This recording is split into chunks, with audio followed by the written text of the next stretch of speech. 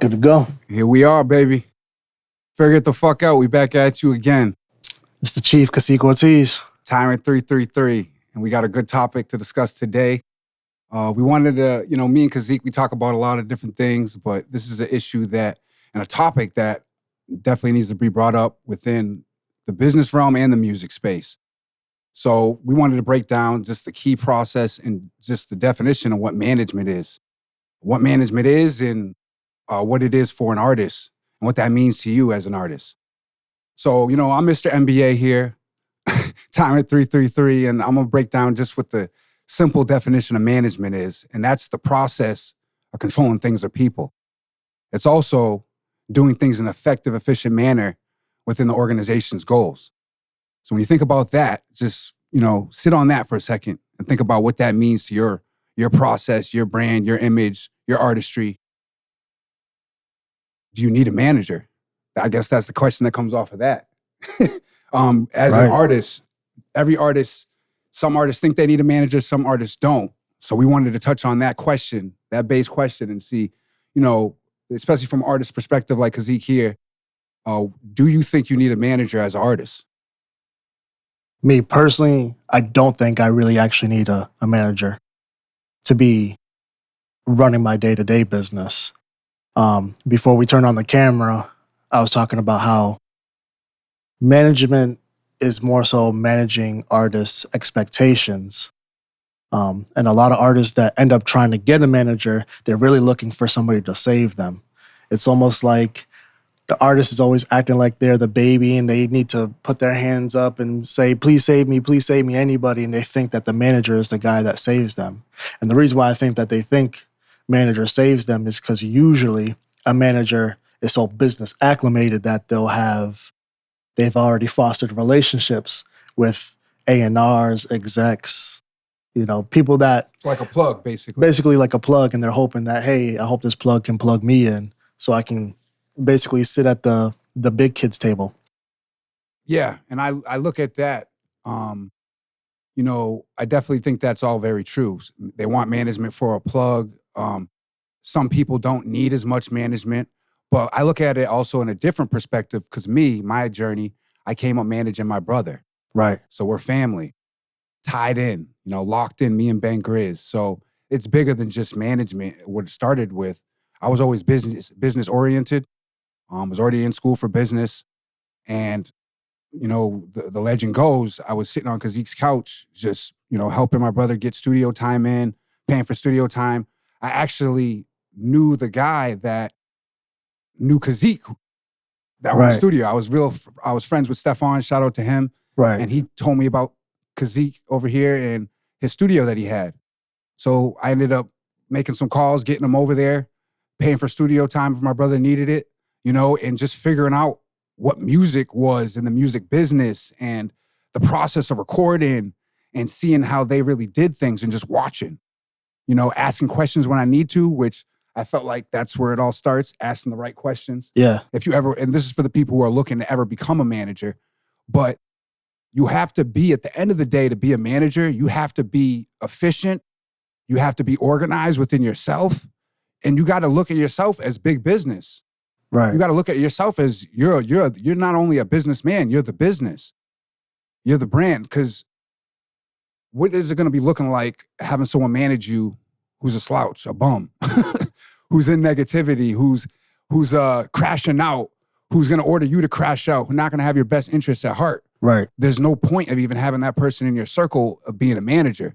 But if it's a person who's about their business, takes care of business, takes care of their family, does business with people in the right way, doesn't cut corners, and also at the same time puts everything out in the open, out there, and does what they say they're going to do every time. If you're looking at someone like that, then it can become an asset. But then in that same breath as an artist, you got to look at yourself right there. Am I organized? Yep. Do I really want this? Do I want a manager who's going to want this more than me? Because I've heard that from my manager perspective from a lot of different managers. I was working with this artist, such and such, blah, blah, blah, and they didn't want their career as much as it seemed like I wanted their career to succeed. Yeah. Right. So at that point, those people don't probably need a manager because you need to go internally look at yourself and see, do you want this Right. first? Which is true. It's really based on that branding identity as well, because, for example, you brought up Ben Grizz, and like, I'm not saying he necessarily has to have one, because he's very capable of not actually needing a manager, but the way he built himself as an artist, it actually makes sense for him to have you as his manager. It was divine circumstances. Yeah. Like, he had an older brother who was in school for business. I was actually in school for management. So, business management. So, And you asked all the right questions when you came. That's why I even said to you then, I was like, because you wasn't really doing like the full management you didn't really have a title, I guess you could say, in that moment. But in that moment in time when you're on the couch asking me questions, you were handling and conducting the actual business of music. You weren't like, you wasn't really asking about, oh, what plugin does this and what does that and does this and that. Like, you didn't give a shit about what was on the computer. What you cared about was, so how do I figure out publishing? How do I figure out distribution? You were asking all the right questions that honestly every artist should know, which is being able to put your music out. Like, it's definitely a good thing. But if you're going to manage somebody's business and help them, it's a lot easier to help guide them. And I think artists always they always feel needy. They always kind of almost feel like, yo, I need somebody to save me. So they're like, I'm hoping that, you could more than just foster the relationships that you have, but they almost particularly want the manager to be like everything under the sun, from doing the administration work with publishing. They want you to be the personal coach. And it's weird. It's a weird ground, because some artists and some managers do all that. Yeah, and you have. I started off doing all of that because guess what? If I started off as a rookie manager, I didn't have any connects in the game, no foothold in music. So guess what I had to do? You got to do everything. Right. You got to do everything to figure this the fuck out and learn how to become better. Right. As not only a businessman, but a businessman in this music space, and figure out what it takes to really succeed. And then from there, that developed into not only helping doing with the back end with my brother, making sure he knew how to do that, but then that developed, okay, now I learned how to manage and stuff like that. Now I got to learn how to really market and go in and really learn how to market and figure out the different social platforms as they're all exploding and how the algorithms are changing every year, and what platforms pay the most and what's the most effective platform for your strategy you're trying to market. And I've had to learn all of that, and I'm still learning that. Marketing is a constant learning cycle, but that I had to put that facet into me being a manager. I've had to be the dude standing behind a door open, holding the door open for people as the rest of the people shooting the video are coming in. You couldn't see me in it. Shout out to walking in, but I'm behind the door, holding the door for everyone to walk in. I've done everything it takes. You played some type of role in every single situation. And that's what makes you, in that sense, of a great manager, is because you're not looking at it from being just an artist manager, because an artist manager and a business manager are almost one and the same, but two totally different things. Yeah. Whereas a business doesn't necessarily have so much emotion into it, but managing an artist has a lot more emotion into it. It almost feels like for an artist, if you manage good or if they bad, really care about you. If they care about you, it almost feels like they take it a little bit more personal when you're managing an artist over a business. A business is like, all right, there's going to be ups, there's going to be downs. It is what it is. But with an artist, you can't be like, there's going to be ups and then downs, but then they're going to always blame the manager. Oh, management did this to me, or management did this. It's always a horror story with management. And it's only because the artists naturally are going into the situation emotionally. You look at the situation when you came into it with that manager. Was that manager a big dog? And did you feel neglected when he brought you into the fold? Or was it someone you got it out the mud with and you guys are both figuring it the fuck out and working and building together like me and my brother were? So there was going to be mistakes that will be made. We're both new to this, we didn't know anything, had no real ties, and we were building that all together. So this is just for people out there. Like, if you're on a team, you win together, you fail together. You lose blood together, you cry together, you triumph together, you party together, you celebrate together. That's how it should be on a team. Right. It's not, oh, that person failed, now like they're always holding us down. Yeah. If that's the fact, then you were never a team in the first place. Yep. Teams lose together. Yep. And they win together. You know, so that's just something I'm gonna leave for people out there who like to point fingers at people, but never really point anything back at yourself. And Right. my grandfather used to say that, shout out to the OG. Every finger you got pointing at you, you got 3 fingers pointing directly back at you. So how are you gonna change and rectify that situation? So every time you blame somebody for something, you have accountability in that whole thing too. What situation, what decision could you have made differently in that whole situation? What could you have done differently to make that whole thing transpire a lot differently? Mm-hmm. And now going back into the whole management story, you know, this is deeper than rap because it's my brother. We're working on building generational wealth.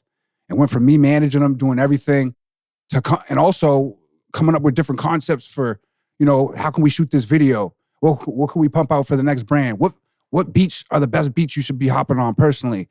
You know, I'll buy a beat if I needed to and send it to him and be like, yo, hop on this, man. I need you to get on this because I see the vision with this one. You know, that's the type of stuff, like if you're an up-and-coming manager, the stuff you should be doing for your artists. And you should really care about these dudes. Right. Like the success should be what the main goal is, but at the end of the day, you should look at them as family, as brothers. I don't want to take on no projects, not whatsoever, if I don't really care about you. Yeah. And I have a good energy with you as a person first. You have to want to do it.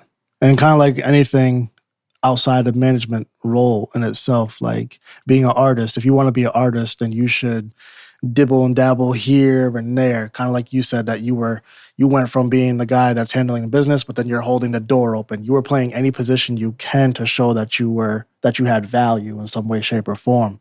Same thing goes for an artist. That's why I think that artists don't necessarily need a manager, is because you should want to learn how to do this business yourself. That way it also helps you on not getting taken advantage of. You'll same with the engineer. You should know how to record, mix, and master. That way like, okay, when I go to a studio, if they try to charge me $1 million, I'm not getting out of my pockets just because I believe them that I need to pay $1 million. When in actuality, you could only pay X amount of dollars and still get away and actually be really good. And then once you learn these assets or these traits, that's when you're like, okay, now I understand this, but I know that I need to delegate this. So for an artist, you learn the business side and be like, okay, I do need to delegate this work. I have too many people hitting me up to where I kind of need some representation to help me cipher through all these, because maybe my negotiating skills aren't that good, or maybe I just don't like talking to people like that. And if you don't want to or don't like to, that's when it makes sense to delegate that type of work, because then you find somebody who does believe in you, but who is really willing to go up to bat for you and your brand and build it with you. I would say I would go on the opposite side of that, where I think artists do need a manager, but you need the right manager. Your career is only going to go up if you put the right manager in your corner. It's only going to go up if the guy's plugged in, if the guy has a crazy business work ethic, if the guy cares about your career and just has a bunch of money and he's just trying to get into music, like stuff like that, like is stuff where he has some type of value to what you're trying to do and what you're building right then and there. So I'm on the reverse side where I think artists do need a manager, but make it make sense. And if you don't care about your career also on top of that, don't expect this manager to come in who might be doing their thing, whether it's in business, whether it's in music, whatever. Don't expect them to come in and be like he was saying, the babysitter and having to do all this extra stuff for you.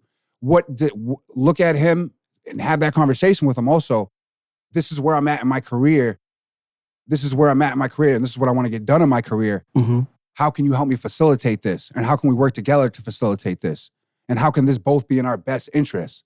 Because I like to do business like this personally. Right. It's a win-win for both parties. Right. Both parties should walk away feeling like, dang, all right, this was some good business. I feel good about this. And even if you do walk away and it doesn't go the way you planned, it's like, all right, at least they put in the effort to get what they said they were going to get done. Right. And fill out the, or even show you the stepping stones to the next, because management could also be a plateau. Like you might get to a certain threshold and be like, okay, this is where like the plane stops. Now you need to actually find a bigger manager or a different situation to actually go into. So I definitely can agree with that. But also with that being said, I always have like a rebuttal. Don't forget the people who were there with you when you rode up to the top. Right. Like you can always skip hop and you hop on to the next relationship, but is that person going to care about your career the same way? Or do they see the opportunity after that person done putting blood, sweat, and tears to help you get to that point? Right. Which happens so much. That happens a lot. There's movies on that where managers, whole stories on it, everything. Managers done work with them from the trap house to the kitchen, wherever they started off, the basement, and then bring them all the way up.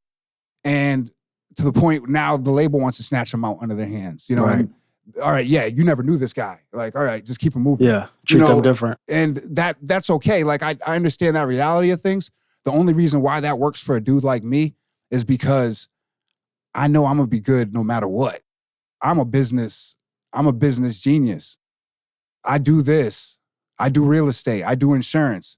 So I'm the dude who, like Kaseek was saying, like I'm doing a lot of all this business stuff. It doesn't just stop at music. Business is what I live and breathe.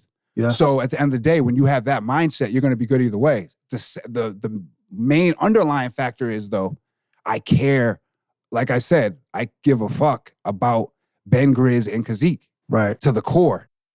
I don't care. These dudes are my brothers. Like, if they blow up tomorrow and I can't go for the ride, I'm just happy to say I fucking worked with these dudes and helped them get to where the fuck they were going. Honestly, but you're not really gonna get that. That's also a rare thing to get out of somebody. Right. Very. So, that's a fortunate situation for them to be in, but at the same time, it has to make sense. I've put in the work to keep upgrading myself. They keep putting in the work to upgrade themselves. You keep ascending as artists. So when you put that together, it makes sense as a team. It does. And makes sense as people who are going to keep building each other up and working with each other, as long as this earth lets us, But at the same time, it's a beautiful thing. It's a beautiful thing to have something like that. But in our situation, it's like it's like a storybook. Yeah. Because I was sitting at his couch. He told me to manage. I was already in school for it. And then I took it up, and then in the middle of all that, my brother's having some success in his music, went on a little mini tour, had some success with Steak and Rice, went around with different engineers, wasn't gonna be able to recreate the same sound that Kaseek ended up getting them. And, I was sitting there looking at my brother and we were living a whole different life than we are now. I'm gonna just say that. But I was looking at him and like telling him, it was like almost on some Nipsey stuff. Like, we need to make this into a business. Yeah. We need to make this official. Rode all the way around, up and down Main Street in Fitchburg, Massachusetts. Rode all the way around here. Found a spot. Again, it seems like everything lines up when you're putting the work in and you have that belief. We came here. The spot was run down. I was looking at it. I called the people who owned it. I had my homies coming to my grandfather like, yo, I don't know what your grandson's doing, bro. But I don't know what type of spots he's looking at. But I don't know what type of spot he's trying to build. But he's envisioning some type of studio label type thing. And like, I don't know what he's thinking. That dude has to be crazy. Yeah, good. And crazy I was. Because the dude who managed the whole property ended up being a guy, and it's funny how this thing works. I was an athlete my whole life. I ended up playing travel basketball with his son back in grade school. So he looked at me, and I was very, I wasn't legit at the point. And I told him the vision of what I wanted to do here. Mind you, it did not look like this. And he looks at me and just goes, you know what? I'm going to give you a shot. Right. I'm gonna give you a shot. I love what you guys are doing. Black businessmen out here trying to build something. I'm gonna give you a shot to make this happen. I'm gonna give you a month to get into construction. And from there, the rest is history. We got it done, built the business, and the first person we go to, full circle, is Kaseek. And,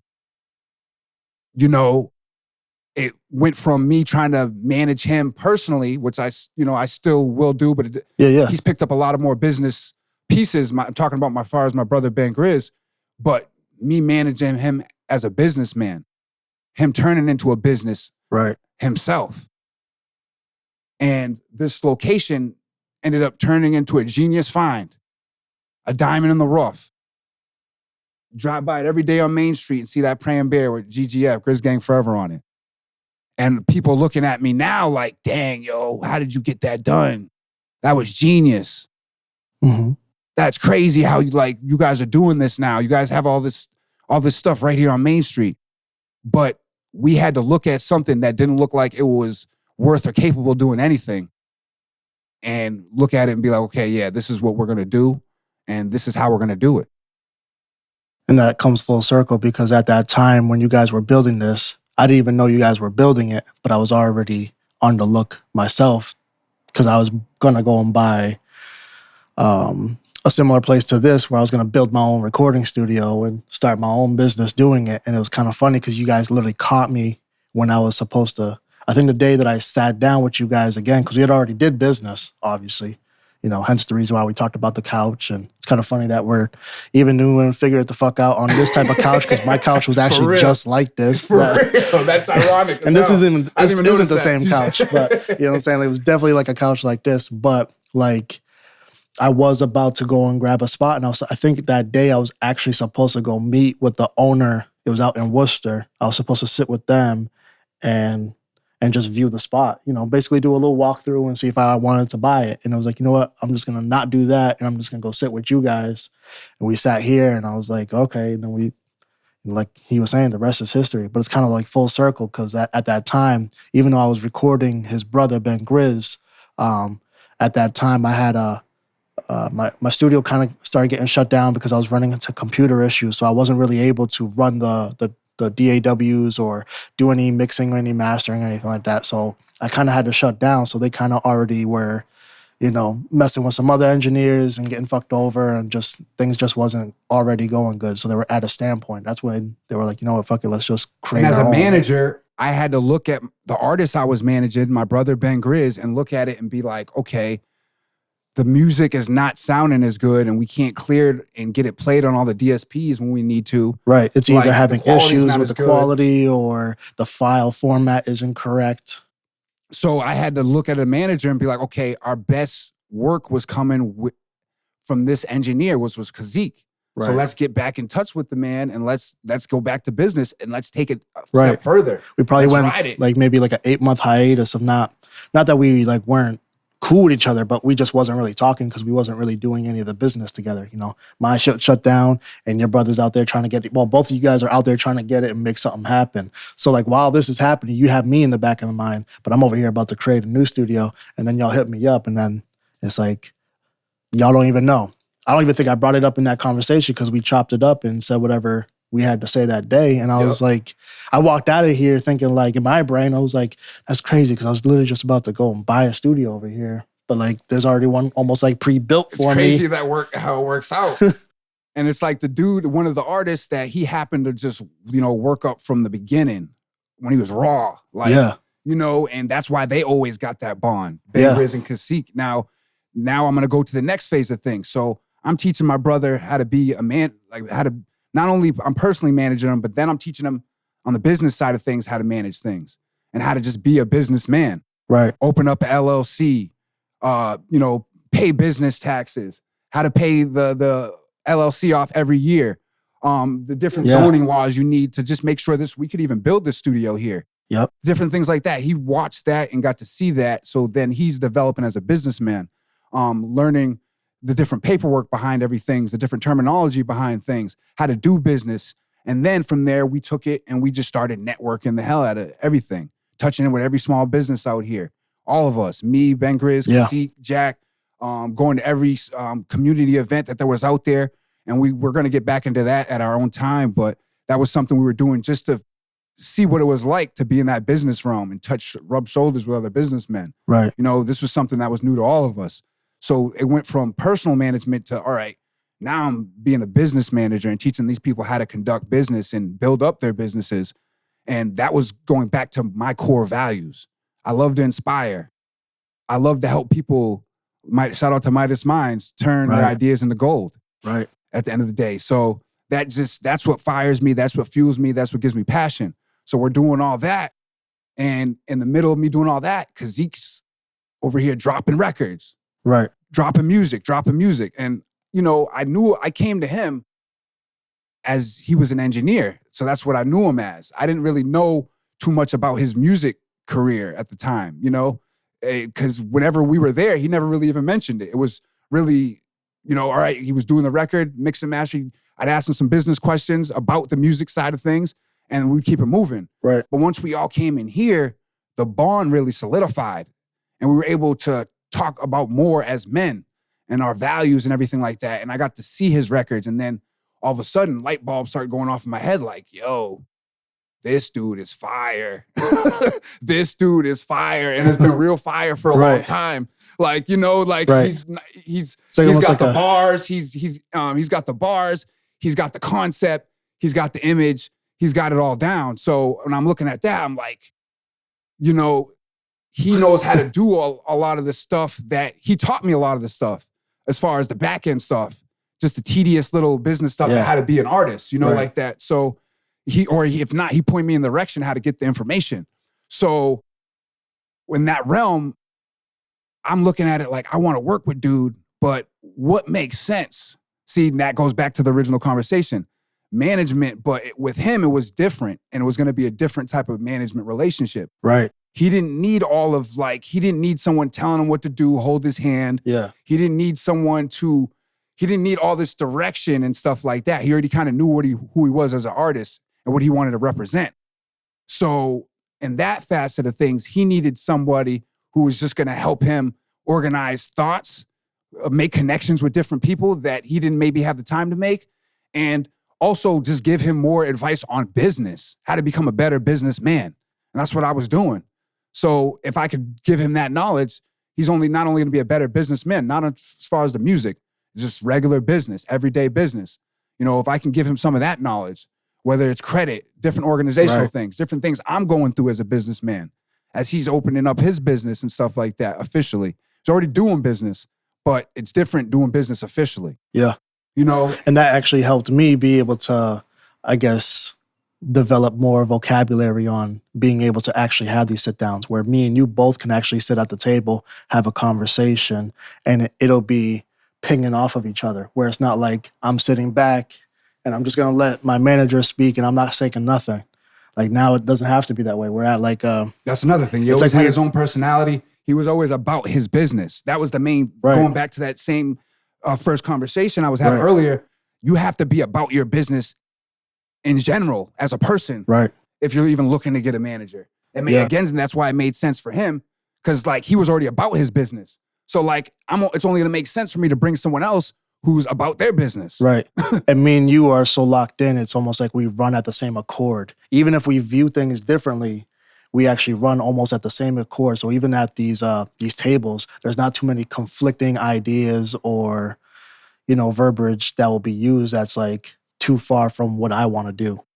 And that's another thing for the manager is understanding what that artist is. Because what you might learn with one artist, you can't really copy and paste that on another artist. You have to like get reacclimated. It's like building a relationship with somebody. I look at management, it's kind of funny as like a musical marriage. Like we have to always be on the phone with each other, talking, communicating, and really learning each other as individuals. That way I know how to talk to you, you know how to talk to me. You know what I want, I know what you want. How can our goals... We're basically two different individuals getting on one boat and we're sailing to a destination. Are we going to make it there together or are we going to rip each other's heads off? We need to figure these types of things out before. And that's where communication comes in key. You got to be able to communicate. It's not always what you say. Yeah. It's how you say it to people. For sure. Some people can take the rough talk, some people can't. And also in between, because sometimes it all depends on the time of day or what just happened in their life.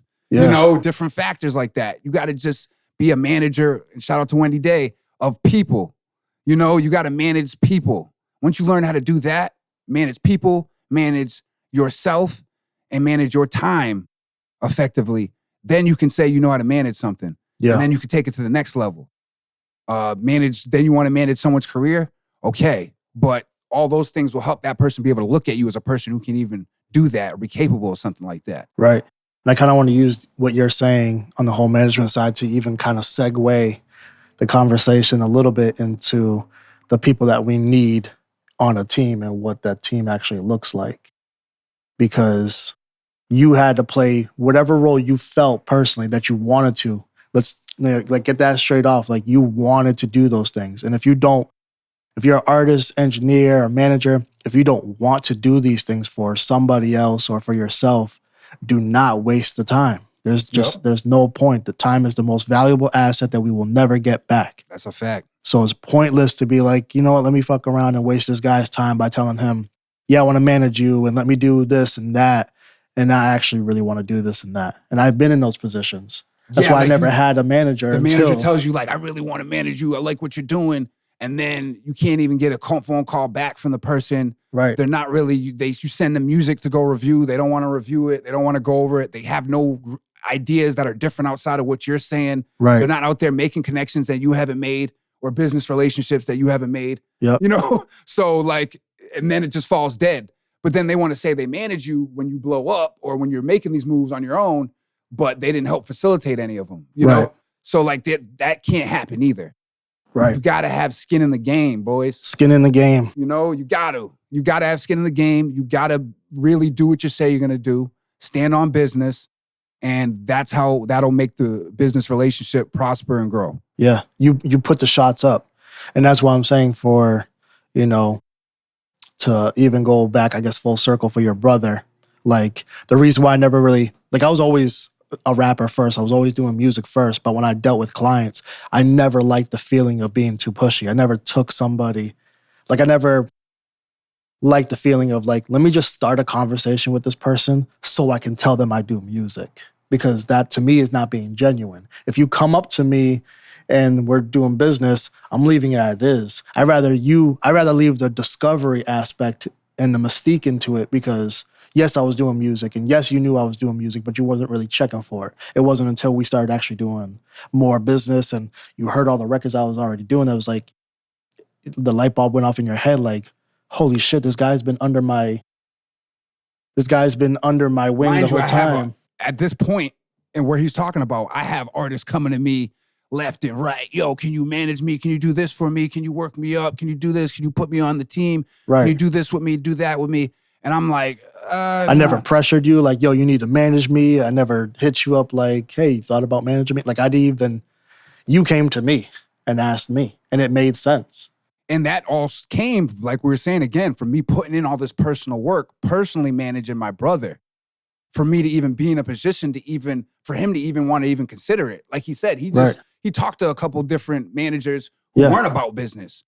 So it's like, you know, at that point, he's looking at managers like, you heard what he said earlier. I don't need a manager. I tried one guy. He's about his business. So it's like. I tried a few people. The one guy I gave a shot to, I instantly didn't feel right because as soon as since we decided that he was going to be my manager, he instantly started just walking up to strangers and being like, yo, this is blah, blah, blah, blah. He's going to be the next big thing. And I was like, I didn't really like that. That was kind of a turn off because now it's like you're forcing it. Even though I do that too a little bit. Shout out to the email, the thousands of emails I didn't send out on behalf.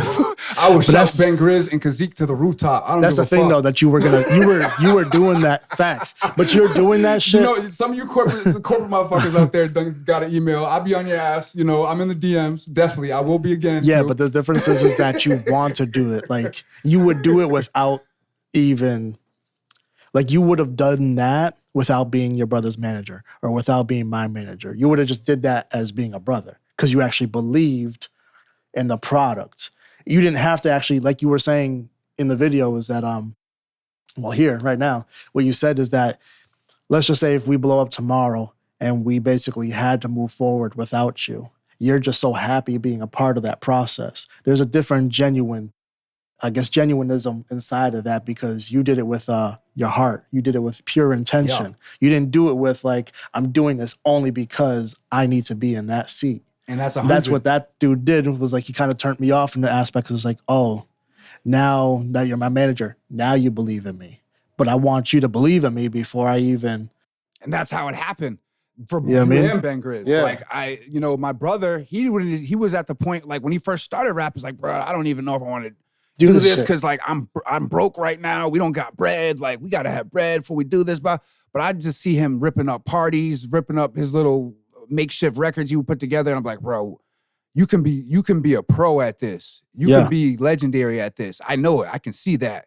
And I might not be able to rap like you, but I can at least see the talent. Yep. And that's where that started. Then with Kaseek, it was, like diamond in the rough feeling, like this dude's talented, like with what I know of business and the crazy ideas I come up with, the concepts and stuff like that. If he can implement that into what he's doing, he's going to take off also. And then with the relationship him and Ben Grizz were fostering in the booth, right? The music was evolving at a crazy pace. Right. And it still is. That's a segue of understanding the people that are on your team and how to build your team is because you did everything to become that manager. I also was a rapper, but I wasn't trying to do a feature rapper as your brother. I was focusing on how can I make him a better artist. So now I'm not just an engineer, I'm more of a producer because every studio he was going to, not only did it not sound good, but he also wasn't getting better. Yeah. Respectfully. So like when he was working with me, that's when you would see him play with his voice more. We would try new things out. We literally got into the studio and just got weird. Let's just like let's get weird. Let's make something out of nothing. Like stop. Like let's not focus on this cookie cutter formula. Like there's no holdbacks. There's no boundaries. That's what I mean by being weird. You know what I'm saying? For the other weirdos on this motherfucker. But like in our last segment, I think we were talking about being what it is to be a creative or being an artist and that there is no boundaries. I let your brother feel like he could be the onion that can peel back his layers and just do whatever he felt like. It didn't matter if, get out of your head of thinking like, oh, if I do this, this person's not going to like it. This person, like, fuck them. Yeah. They don't even matter. The audience is last. Focus on what it is that you want to do and what you love to do. And then everybody else is going to follow. Yeah.